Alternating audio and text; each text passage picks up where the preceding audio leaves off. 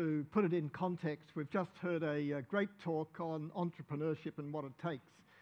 I'd classify myself as an inventor and an athlete, but as an intrapreneur, because I've spent most of my life working with the large end of town, and in fact being in the large end of town, but on getting them to do things quite differently.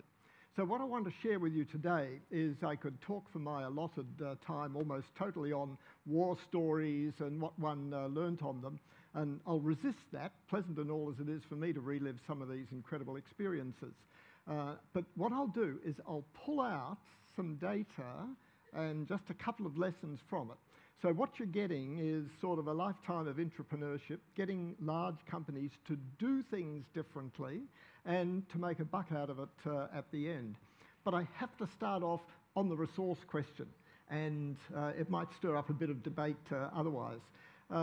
It's not quite right to say that we can't run out of resources. That's sort of a bit of a I mean, after all, there's sort of a constant amount of water. Every one of you in this place here is, in fact, a great scientist. Every one of you is, in part, a great scientist. Why? Because the number of molecules of water on Earth is roughly constant. And when Archimedes, he was a great scientist, sort of jumped in the bath and water went everywhere and ran out naked shouting, "Eureka, don't all try it at once," then that was a great bit of science. Now, eventually he kicked the bucket or died or whatever, etc. Now, you think about what happened to all the molecules of water in his body. By and large, they're still around. And if you do the statistical calculation, on average, every one of you has got 6 molecules of Avogadro's body in yours. Cop that. That means you are, by definition, all in part great scientists. What I want to get onto, though, is this intrapreneurship. You can get large organisations to do things differently. It does take athleticism, it does take persistence, it does take having the right sort of ideas. And you have this extraordinary thing that seems to me that large organisations, by and large, and there are some wonderful notable exceptions, don't really want to innovate. But in the resource industry, they have to, because here's the thing about resources. Are we going to run out of oil? Who thinks yes? Let's have a hand up. Okay, let me rephrase it. Are we going to run out of hydrocarbons in 500 years? Who thinks 500 years? Who thinks yes? Aha, now I've got you worried. And the answer is no. If I just look at gas, and you've heard all about fracking, about stimulation, and wow, somebody turned on the tap and they got methane and it went kabang. By the way, that's hogwash that it came from fracked gas, but that's not the topic today. If I just look at gas and say, let's look at the amount of gas that's available by stimulation worldwide, and the figure is X. You're all brilliant mathematicians as well, I know that, or at least in part. Then I look at how much we're using per year, and I have Y. So I do the sum. What is X over Y in years? And the answer is over 600. Forget coal, forget oil shales, forget gas hydrates, which we've got incredible amounts of. Just on natural gas alone, the world has energy capacity on hydrocarbons for 600 years. Now, the extraordinary thing about any commodity like that is demand keeps going like that. Price in real terms, i.e. today's dollars and back calculated, keeps going like that. Now, of course, there's spikes on it, but by and large, keeps going down. How can you have demand going up and real price falling? Answer, innovation. The companies that are in the resource business, and I was with them for many, many years, innovate.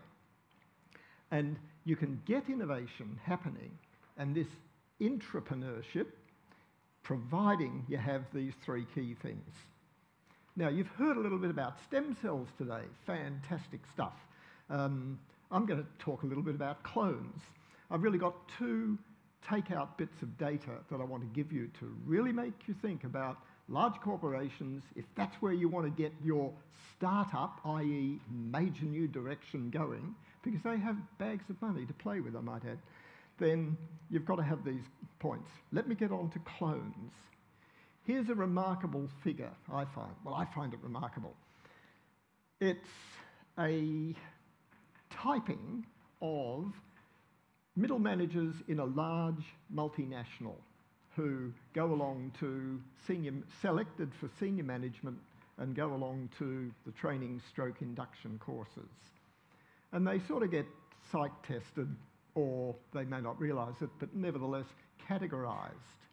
And look at the figures up there. I'm not saying what company it is, but I can assure you the data set is more than 1,000 and less than 2,000. And these are people earning $200,000 to $500,000 per year. These are not new graduates. Well, you know, not without a few months' experience. There are only 16% of them that are forward-looking.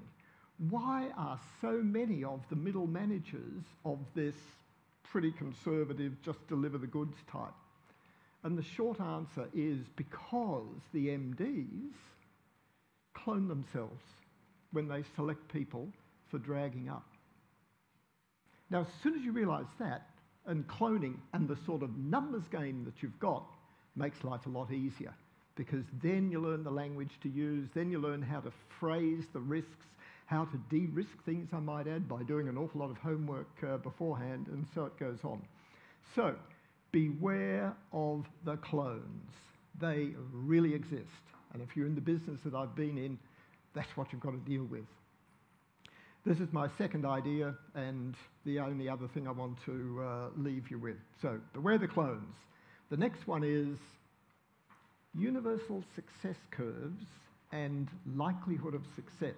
We're all familiar with this sort of thing, and you got a bit of it in the last talk on entrepreneurship. I've forgotten the figure quoted. I think it was something like 99% of all businesses fail. Is that right, Dawn? I think it's probably about right. Well, that's that curve there. The raw ideas, lots of them, etc., sort of ideas that are much more reasonable, stuff that you do a bit of work on, small projects, stuff that you actually just start to do serious work on, etc., through to one success. I had the extraordinary pleasure of working on a process which we invented, and I say we, I was just one of the names on it, but actually that's an interesting story in itself. A process that many people had tried since Bessemer, a guy that sort of figured out how to make steel back in round about 1850, I think it was, by blowing air through molten iron. And that's how steel has been made until people started doing it with liquid oxygen, and then you got all the patent fights between the US and between Austria, and a very messy area. But nobody had cracked the code on how to improve this process of steelmaking. It was done in huge open hearths from here way over to there, and you puddled the stuff with poles and stuff like that. Terrible process. The world now doesn't do it like that. It blows oxygen directly in. How could you go straight from iron ore? I looked at iron ore and said, in the US, when they were mining iron ore in large lumps, it was about a grade of 30%. You can, now that's the Masabai Ranges and it's mined out, you can fly for 1,000 kilometres over Australia and see that sort of grade. And I had this notion, why can't Australia be the steel supply for the world? To do that, you had to have a much cheaper way of going from iron ore straight through to steel, not iron ore to iron to steel, iron ore straight through to steel. So we invented it. It's called direct smelting.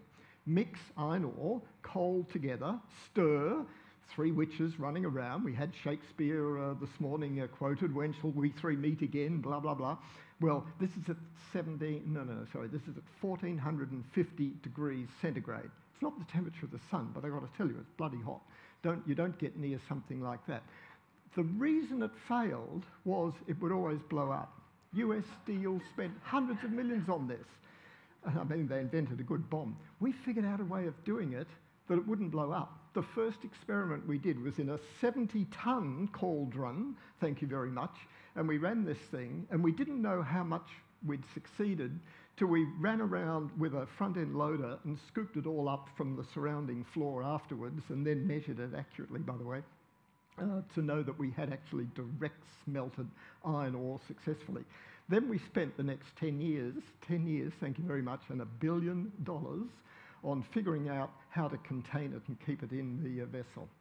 So this 3,000 down to 1 is almost universal. Several other companies slavishly copied the patents and tried to out-patent it, and also developed it, and full marks to the people from POSCO in Korea. They actually got through to the success in the end faster than we did. But then they invested a bit more in it. This curve, I did a pile of data on this.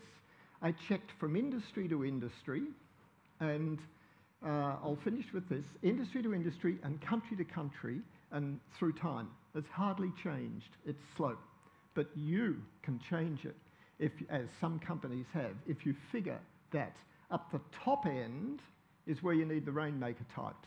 Off the wall, quite often helps to have curly hair and all of that. Off the wall, invent the world again every day, etc. Down the bottom is where you need, if we went, I won't go back in the interest of time, you go back to those people that were cloning, the types that just tell me what you want, give me the resources, etc., and I'll deliver it on time, on budget, blah, blah, blah. In between, all hell breaks loose, and you've got to be really, really careful. If you get more rainmakers in to the front end of the process, you increase your chance of success monumentally. You can be an intrapreneur in a large company, and it's exactly the same as what you heard for entrepreneurial. You've got to have the ideas up front. By gee, you have to be an athlete. Thank you.